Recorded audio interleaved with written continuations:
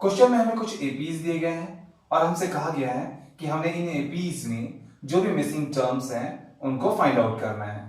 तो चलिए solution start करते हैं और सबसे पहले थर्ड पार्ट को सॉल्व करते हैं। थर्ड पार्ट में जो एपी हमको गिवन है वो है 5, डैश 9 1/2। देखिए इस एपी का फर्स्ट टर्म है 5 और हम फर्स्ट टर्म को ए से रिप्रेजेंट करते हैं, इसलिए ए यहां पर है 5। इस एपी का फोर्थ टर्म है 9 1/2 और फोर्थ टर्म को हम A4 से रिप्रेजेंट करते हैं, इसलिए A4 हमारा है 9 1/2। स्टूडेंट्स, जैसा कि हम जानते हैं AP के nth टर्म का फॉर्मूला होता है, AP के nth टर्म का फॉर्मूला होता है AN is equals to A plus n minus 1D।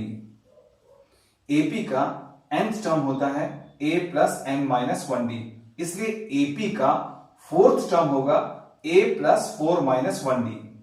AP का फोर्थ टर्म होगा A plus 4 minus 1D, ठीक है। और AP का फोर्थ टर्म हमको गिवन है 9 1/2, इसलिए A plus 4 minus 1D हो जाएगा 9 1/2।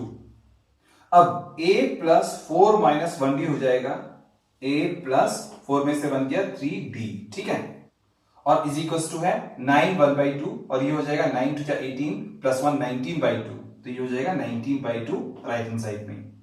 चलिए अब हम A इज इक्वल टू 5 को फर्स्ट इक्वेशन मान लेते हैं and A plus 3D is equal to 19/2 को सेकेंड इक्वेशन मान लेते हैं, ठीक है। अब हम इस फर्स्ट इक्वेशन में से A इज इक्वल टू 5 को इस सेकेंड इक्वेशन में पुट अप करेंगे, ठीक है। तो लिखते हैं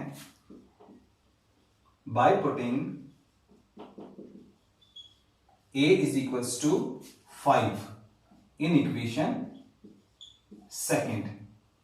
तो जब हम A is equals to 5 को इक्वेशन सेकेंड में पुट अप करेंगे तो A की जगह पर आएगा 5, फिर है plus 3D is equals to 19/2।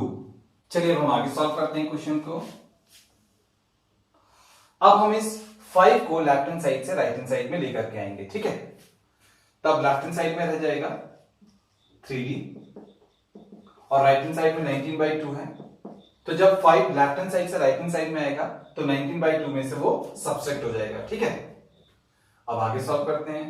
Left hand side में है 3D और राइट हैंड साइड में है 19/2 माइनस 5। 5 के डिनोमिनेटर में कुछ भी नहीं है तो 5 के डिनोमिनेटर में लगा लेते हैं 1। 2 एंड 1 का एलसीएम आ जाएगा 2। 2 से 2 को डिवाइड करेंगे तो आएगा 1, 1 से 19 को मल्टीप्लाई करेंगे तो आएगा 19 और बीच में माइनस है तो माइनस लगाएंगे। 1 से 2 को डिवाइड करेंगे तो आएगा 2, 2 5 हो जाएगा 10। तब ये हो जाएगा 3D is equals to 19 में से 10 गया 9/2।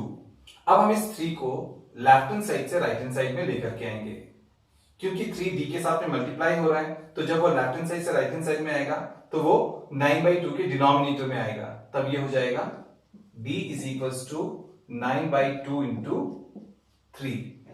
3 से हम 9 को डिवाइड करेंगे तो आएगा 3, तो अब हमारा D आ गया 3/2।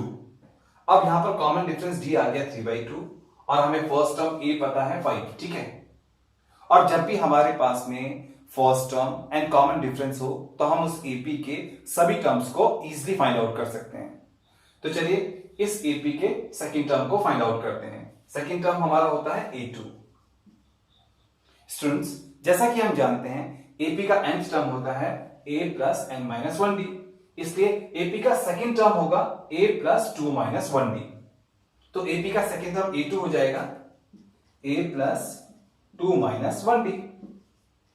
अब A हमारा है 5, तो हम A की जगह पे लिखेंगे 5, फिर प्लस है तो प्लस लिखेंगे। 2 में से बन गया 1 और D हमारा है 3/2। अब आगे सॉल्व करते हैं क्वेश्चन को।